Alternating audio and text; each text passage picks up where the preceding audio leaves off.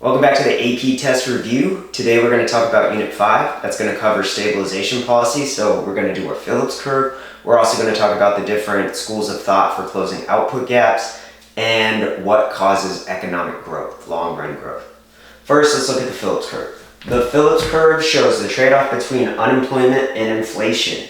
In the short run, remember, there is an inverse relationship between inflation and unemployment. As the unemployment rate increases, inflation tends to decrease and vice versa. The short-run Phillips curve also represents our expected inflation rate. The long-run Phillips curve represents our natural unemployment rate. Remember, that's going to be full employment, like operating right there. So if our dot is right here in the middle, we are operating right there at full employment output with only the natural rate of unemployment, so only frictional and structural unemployment. And we're operating at whatever the expected inflation rate is.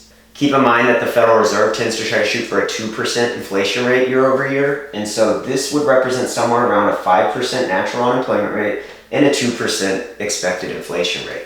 A shift of the aggregate demand curve is a short-run effect, and that will cause a movement along the short-run Phillips curve. So if aggregate demand were to increase and shift to the right, we end up with a higher price level and a lower unemployment rate.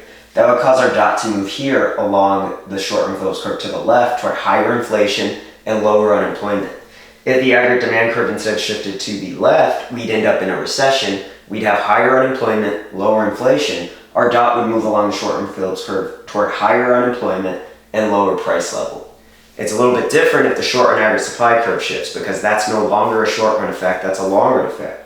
If the short-run average supply curve were to increase and shift to the right, maybe due to a decrease in nominal wages, the short-run average supply curve shifts to the right, we end up with a lower price level and lower unemployment. If both go down at the same time, we can no longer move along the curve, because on the short-run Phillips curve, there's an inverse relationship between inflation and unemployment. So if both unemployment and inflation go down at the same time, the whole curve has to shift to the left, and then we have lower price level and lower unemployment rate. Same is true the other way. If we have a negative supply shock, maybe due to an increase in the cost of oil, it would make everything harder to make. Short-run average supply would decrease and shift to the left. You'd have higher prices and higher unemployment, or stagflation, cost-push inflation. If both unemployment and inflation are going up at the same time, you can no longer move along the short-run Phillips curve, and that whole thing is going to shift to the right toward higher prices and higher unemployment. With stabilization policy, we also have to cover the different schools of thought for how to close an output gap. Remember, the main ones we're going to look at are Keynesian. That's when the government actually has to do something when you go into recession, so they need to either lower taxes or increase government spending. There's the classical approach to closing an output gap, and that's when you sit back and do absolutely nothing and take a laissez-faire approach. And then there's supply side, where you're going to cut taxes specifically for businesses in the hope that businesses will use that savings and money to hire more people and make more stuff. Okay, first we're going to look at a recession. So in a recession, our dot on the short-run Phillips curve is going to be on the right side toward higher unemployment and lower price level. Remember, our recession looks like this on the aggregate supply, aggregate demand model. First, let's see what would happen if we take a Keynesian approach. Remember, the Keynesian approach is to actually get involved in the economy. The government's going to need to get involved in the economy and do some sort of discretionary fiscal policy. They got two choices as per usual. They can lower taxes or increase government spending. If we lower taxes and or increase government spending and do some deficit spending, aggregate demand is going to increase and shift to the right. We end up with higher prices and lower unemployment. Your dot would move along the curve and end up over here back at full employment output. If instead we decided to take a classical approach, that would be a more hands-off approach. The government would sit back and let this output gap close itself. If the government were to do that, we're in a recession. Over time, people without jobs will eventually begin to settle for lower wages as they take these lower paying jobs and wages go down. Businesses will hire more people. Your short-run aggregate supply curve will increase and shift back to the right. If businesses can pay people less to work, well, then they can hire more people with the same amount of money. And the short-run aggregate supply curve increases and shifts back toward the long-run aggregate supply curve.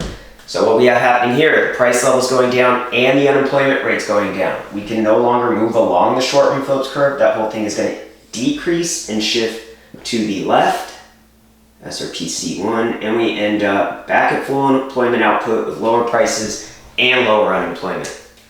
We could also take a supply side approach. If we take a supply side approach, that's where government specifically lowers taxes for businesses in the hopes that the businesses will take that money that they're saving from not having to pay taxes and increase production. Maybe they can use that money to buy more raw materials, or they can pay more people and hire more people. Regardless of how it would look, short-run aggregate supply, or the goal of this is to have short-run aggregate supply increase and shift to the right, and you end up again with the short-run Phillips curve shifting to the left with lower prices and lower unemployment. Now let's take a look real quick at fiscal policy and monetary policy being used at the same time to correct an output gap. Right here we got a recession. Our dot is on the short-run Phillips curve toward higher unemployment, lower inflation, so we're in a recession. Big problem during a recession is unemployment. People don't have a job, we need to help get them back to work. First, we're going to try to fix this with fiscal policy. Remember, the government has two tools. They can lower taxes or increase government spending, or a combination of the two. Either one is going to help aggregate demand increase and get our dot moving back toward higher inflation, lower unemployment, back toward the natural unemployment rate, full employment output. The only problem is that that's going to put the government in a budget deficit.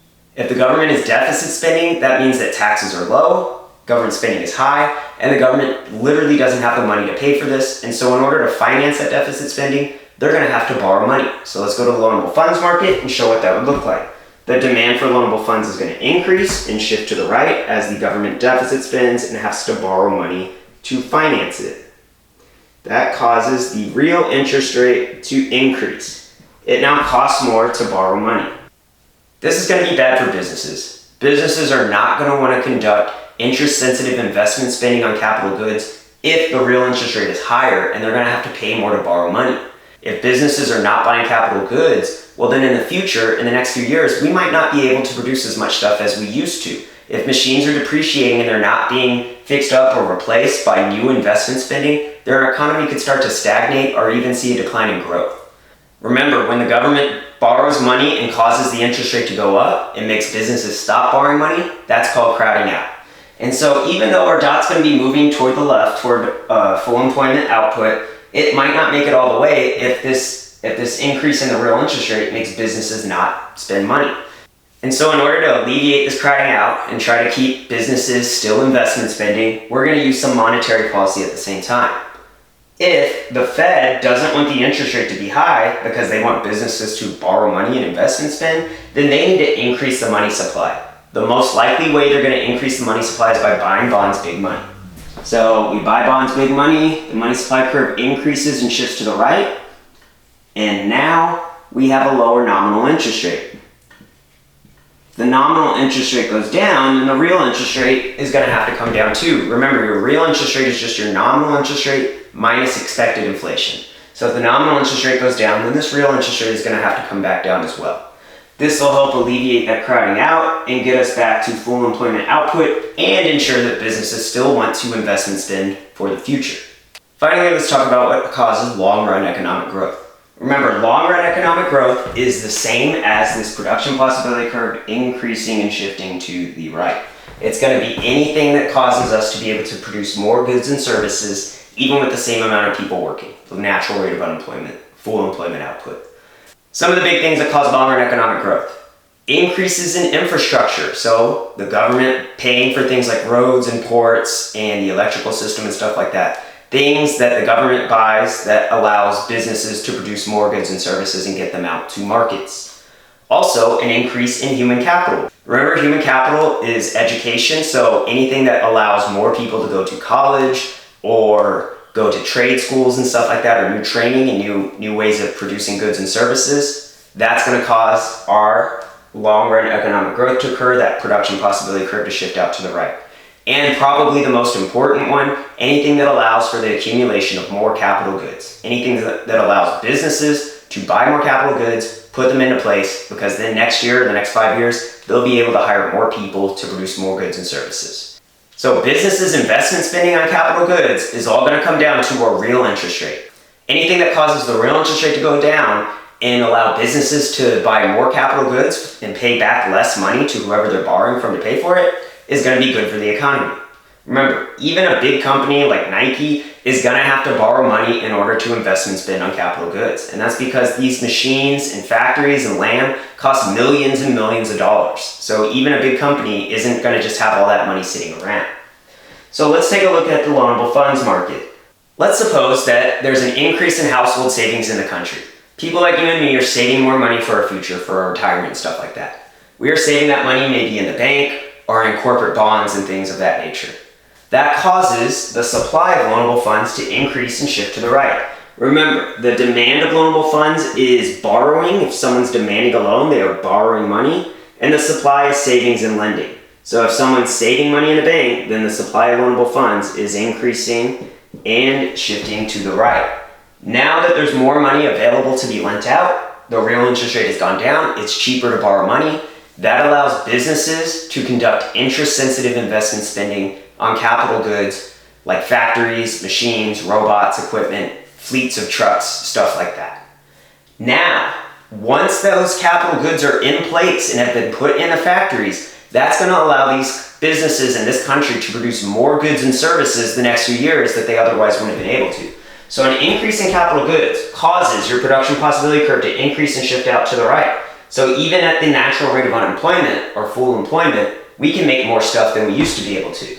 Well, this long-run aggregate supply curve, and YF, is also our full employment output. So if we have an increase in physical capital in the country and the production possibility curve shifted out to the right, well, so too does the long-run aggregate supply curve. And so now we have LRAS1 and YF1. Now, even at the same natural rate of unemployment, we've got more machines and factory equipment. We can make more stuff even with the same people working as before, all because of the real interest rate getting lower.